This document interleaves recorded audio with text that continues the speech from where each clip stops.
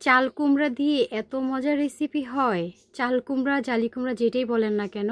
আমি একটা জালি কুমড়া নিয়েছি, এটা ভালোভাবে ধুয়ে নিয়েছি আস্ত। এখন দুই পাশ একটা ছুরির সাহায্যে কেটে নিব। হ্যালো এভরিওয়ান, আসসালামু আলাইকুম।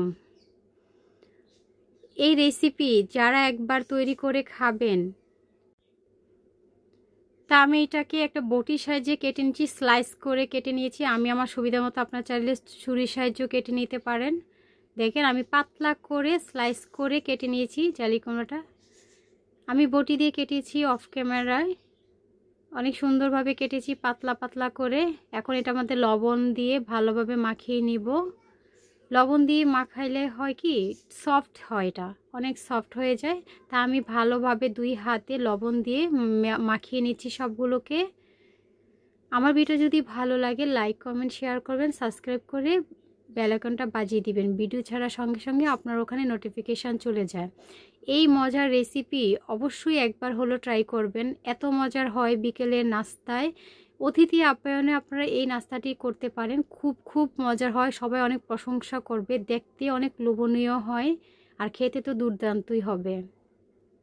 তা আমার সবগুলো লবণ মাখানো কমপ্লিট হয়ে গিয়েছে, এটা আমি এখন রেখে দিব সবগুলোকে। আমি দুইটা সিদ্ধ আলু নিয়েছি, এই দুইটা সিদ্ধ আলুকে এখন ম্যাশ করে নিব মেশার দিয়ে। একটু ভালোভাবে ম্যাশ করে নিতে হবে। আপনারা চাইলে কাঁটা চামচ দিয়েও ম্যাশ করতে পারেন, হাতেও ম্যাশ করতে পারেন, যার যেমন সুবিধা সেই অনুযায়ী আপনারা ম্যাশ করে নেবেন।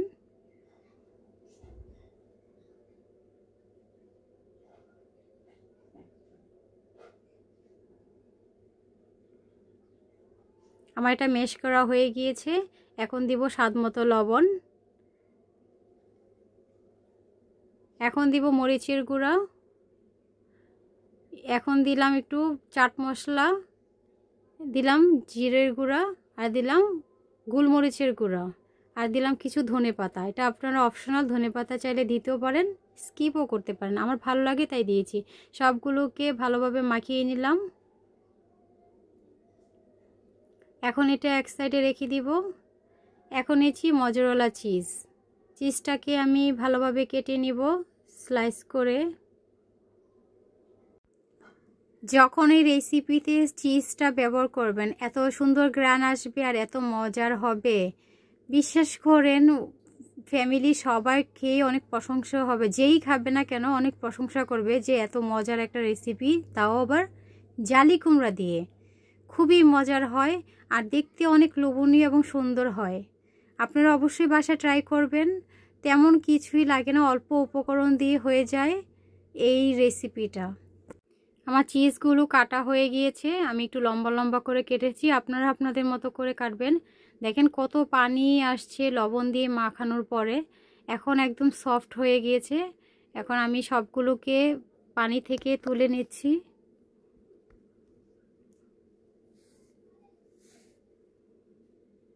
এখন টিস্যু দিয়ে ভালোভাবে মুছে নিব পানিটাকে।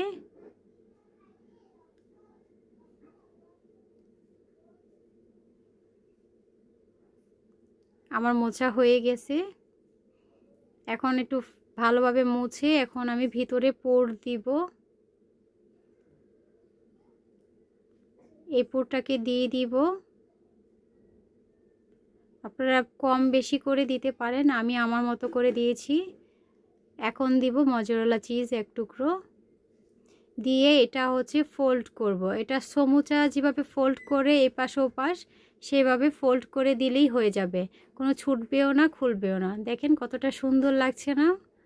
এইভাবে প্রত্যেকটা জালি কুমড়ার স্লাইসগুলোকে আমি ফোল্ড করে নিব সমুচার মতো।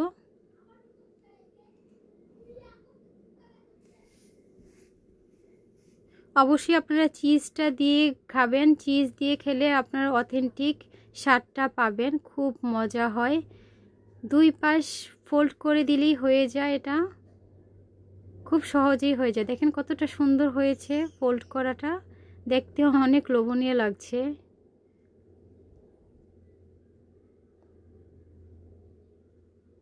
আমি আরেকটা আপনাদেরকে দেখাচ্ছি আপনাদের বোঝার সুবিধার্থে। খুব সহজে এটা করা যায়, আপনারা এইভাবে বাসায় করে নেবেন।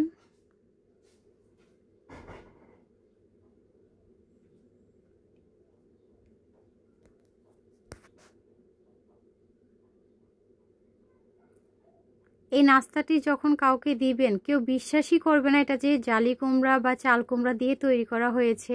খুবই খুবই মজার। এক্সট্রা যদি থাকে কেচি দিয়ে কেটে ফোল্ড করে দিবেন, এভাবে ফোল্ড করে দিলেই হয়ে যায়।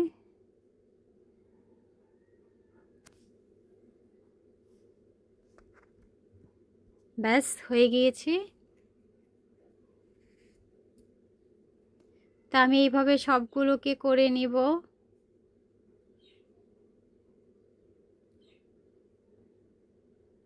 আমার রেডি হয়ে গিয়েছে সবগুলো করা। দেখেন কতটা সুন্দর লাগছে। ফ্রাই করার আগে এত লোভনীয় লাগছে, ফ্রাই করলে আরও অনেক লোভনীয় লাগবে। একদম সহজ সিম্পলভাবেই করা যায়। এখন আমি চুলায় চলে যাব। আমি একটা প্যান বসিয়ে দিয়েছি। প্যানটা গরম হয়ে আসলে এখন দিয়ে দিব পর্যাপ্ত পরিমাণে তেল। হালকা আছে তেলটা গরম করে নিব। এখন একটা ডিম নিয়েছি, ডিমের মধ্যে একটু লবণ দিয়ে ফেটে নিব। তেলটা বেশি গরম করা যাবে না। আমি লো আঁচে রেখেছি তেলটাকে। এখন ডিমের মধ্যে চুবিয়ে চুবিয়ে এখন তেলের মধ্যে ছেড়ে দিব। এইভাবে সবগুলো করে নিব।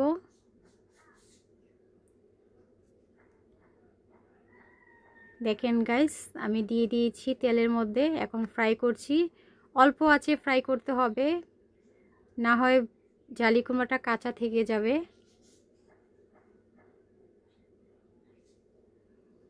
এখন আমি উল্টিয়ে দিব। এক পাশ আমার হয়ে গিয়েছে। কতটা সুন্দর কালার আসছে দেখেন। এভাবে আস্তে আস্তে আমি উল্টে পাল্টে ফ্রাই করে নিব।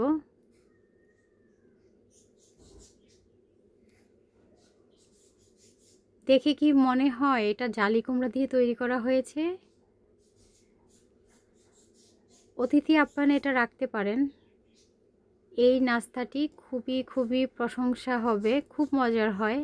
অবশ্যই বাসায় তৈরি করে খাবেন।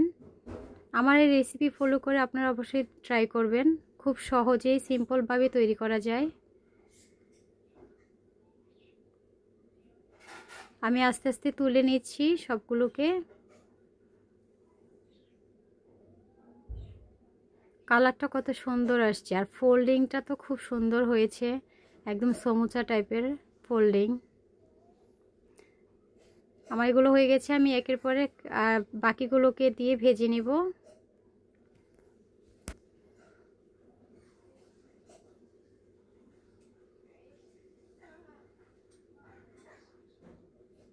আমার এগুলো হয়ে গিয়েছে। বেশি সময় লাগে না, খুব দ্রুতই এটা করতে পারবেন। এত মজার রেসিপি আগে কখনো খেয়েছেন? আমি নিজেই খাইনি, এই ফার্স্ট খেয়েছি। দেখেন কতটা সুন্দর লোভনীয়। এটা আমার ফাইনাল লুক। খুবই সুন্দর লাগছে, দেখতে কেউ যেমন সুন্দর লাগছে খেতে সেই হবে। আর ভিতরে চিজ আছে। অবশ্যই ভালো লাগার মতো একটি রেসিপি। আপনারা অবশ্যই ট্রাই করবেন। এরকম নতুন নতুন ভিডিও পেতে সাবস্ক্রাইব করে আমার পাশে থাকবেন। এখানেই শেষ। আল্লাহ হাফেজ, ভালো থাকবেন। আসসালামু আলাইকুম। Thanks for watching.